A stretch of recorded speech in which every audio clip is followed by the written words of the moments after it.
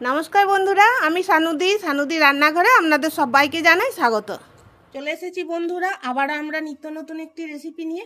আজকে আমরা বানাবো ফেলে দেওয়া কমলা লেবুর ছাল দিয়ে ঘরোয়া পদ্ধতিতে টক ঝাল মিষ্টি হজমোলা ক্যান্ডি।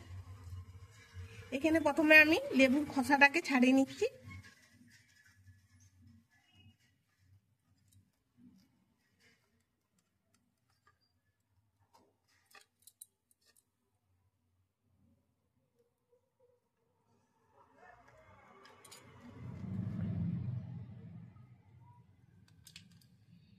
এইভাবে আমি লেবুর খোসাগুলোকে কেটে নিলাম।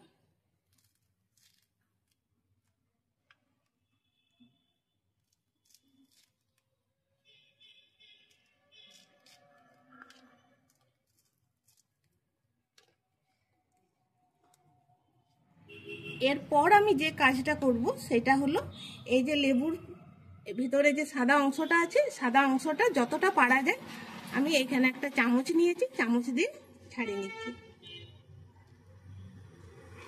এই যে এগুলোকেও ছাড়িয়ে নিতে হবে, আর ছাড়াবার সময় তো একটু আস্তে আস্তে ছাড়াতে হবে।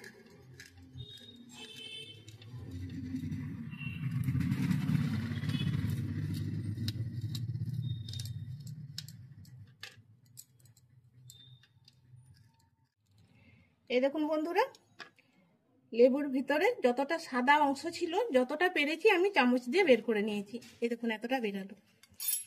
এরপর এটা আমি ফেলে দিচ্ছি। এরপর কি করব, এই লেবুর খোসাটা আমি ছুরি দিয়েই হোক আর বুটি দিয়েই হোক লম্বা লম্বা করে কেটে নিচ্ছি। একটা আমি ছুরি দিয়ে কেটেই দেখাচ্ছি।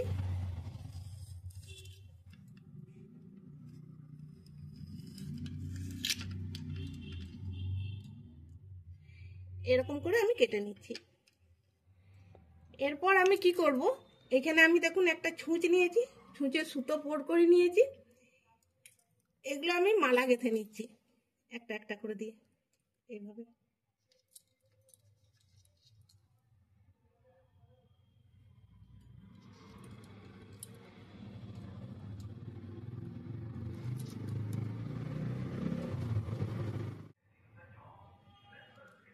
এই দেখুন সবগুলো এইভাবে আমি গেঁথে নিয়েছি। এরপর মুখটা আমি বেঁধে দিচ্ছি।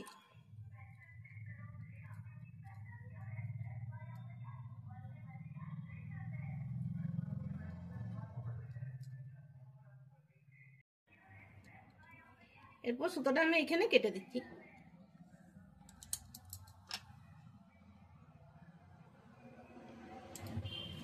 কড়াইয়ে আমি জল ফুটতে দিয়েছি, আর এটা এরপরে লেবুর খোসাটা এর মধ্যে আমি দিয়ে দিচ্ছি।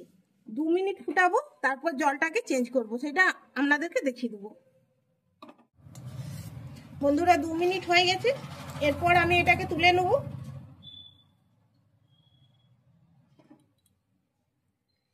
এরপর বুঝতে পেরেছেন তো আমি কি জন্য এরকম ভাবে সুতো দিয়ে মালার মতো গাঁথলাম? তোলার সুবিধার জন্য, তা নাহলে একটা একটা করে তুলতে হতো। এরপর দেখুন এই জলটা আমি ফেলে দিচ্ছি,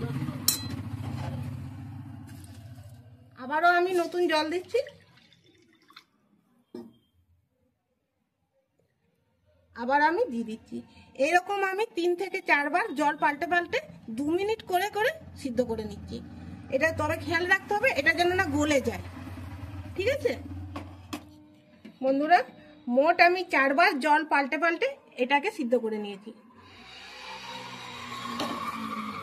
এরপরে এটা একটু ঠান্ডা হোক, তারপরে এটা সুতোটা কেটে নেব। বন্ধুরা এরপর আমি কি করব, এখানে আমি একটু গুড় নিয়েছি, গুড়টা আমি কড়াইয়ে দিয়ে দিচ্ছি। আর দিচ্ছি চিনি, মোটামুটি 1 চামচের মতো দিচ্ছি। এখানে আমি একটা কমলা লেবু খোসা নিয়েছি, তো সেই জন্য আমি এইরকম পরিমাণ করে মোটামুটি একটা আন্দাজ করে দিলাম।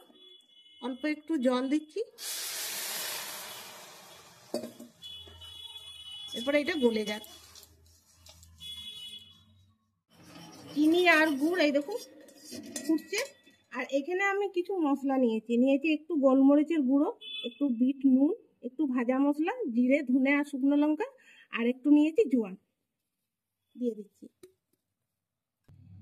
আর আচ্ছা, এখানে আমি নিচ্ছি তেঁতুলের চাটনি। চাটনিটা আমি আগেই রেডি করে রেখেছি, ঘরে বানানো এটা।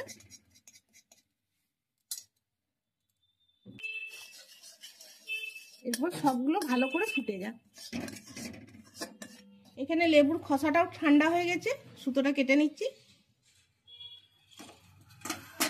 এরপর বের করে নিচ্ছি।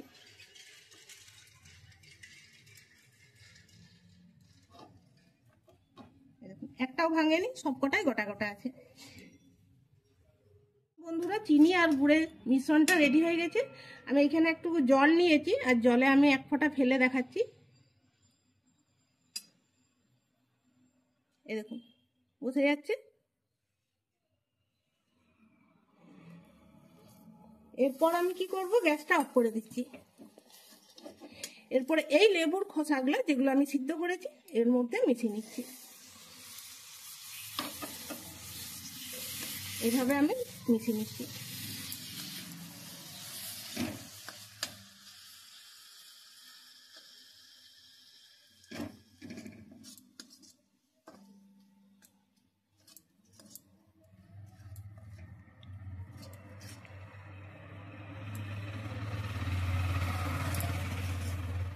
এরপর মিশানোর পর দেখুন একটু জল জল মনে হচ্ছে না, পাতলা পাতলা লাগছে।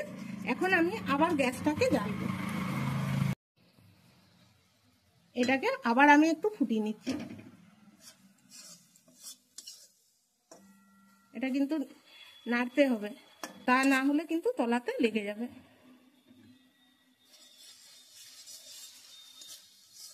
বন্ধুরা, লেবুর খোসাটা আমি 4 বার জল পাল্টে পাল্টে সিদ্ধ করেছি। তার কারণ হলো লেবুর খোসাতে একটা তেতো ভাব থাকে, সেই ভাবটা যাতে কেটে যায়, অনেকটা কেটে যায়, সেই জন্য আমি এরকম করে সিদ্ধ করে নিয়েছি।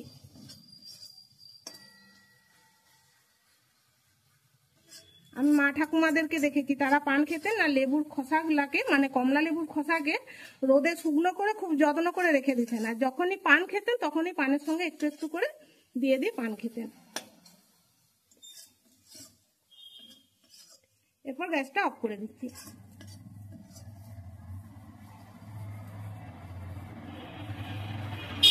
এখানে একটা স্টিলের প্লেট নিয়েছি, একটু সরষের তেল গুলিয়ে নিচ্ছি। এরপর এখানের থেকে আমি একটা একটা করে তুলে নিচ্ছি। আর খুব গাড়ি বেরোচ্ছে, আমাদেরও খুব অসুবিধা হয়, কিন্তু কিছু করার নেই।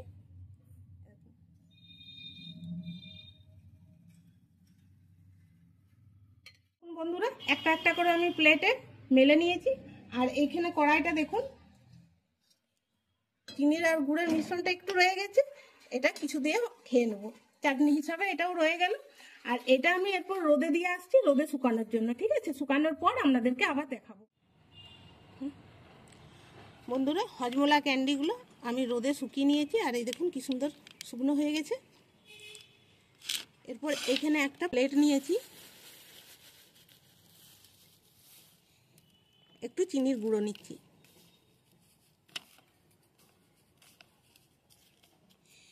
এরপরে এই হজমোলা ক্যান্ডিগুলো আমি চিনির গুঁড়োর মধ্যে মিশিয়ে দিচ্ছি।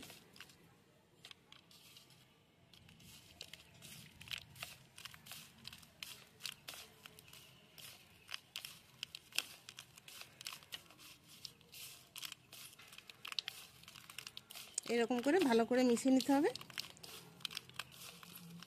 চিনির গুঁড়োটা একটু বেশি নিতে হবে, বেশি নিলে কি হয়, খুব সুন্দর মিশানো যায়।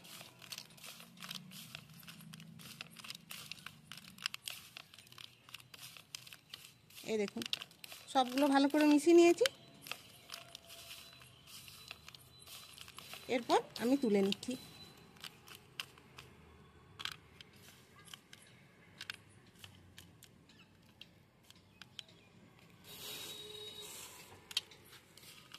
আর এই দেখুন একটা দেখায় আপনাদেরকে, খেতে খুব সুন্দর লাগে। এমনিতেই কয়েকটা উঠে গেছে, মানে খাওয়া হয়ে গেছে। তো বন্ধুরা, এগুলো অনেক দিন পর্যন্ত ভালো থাকে। একটা ভালো কৌটোর ভেতরে ঢুকিয়ে ঢাকাটা বেশ টাইট করে লাগিয়ে রাখলে অনেক দিন ভালো থাকে। তো একবার আপনারাও বানিয়ে দেখবেন। আর এই ভিডিওটি ভালো লাগলে লাইক করবেন, আমাদের চ্যানেলটিকে সাবস্ক্রাইব করে আমাদের পাশে থাকবেন। সবাই ভালো থাকবেন, সুস্থ থাকবেন। দেখা হবে আবার পরের ভিডিওতে। ধন্যবাদ।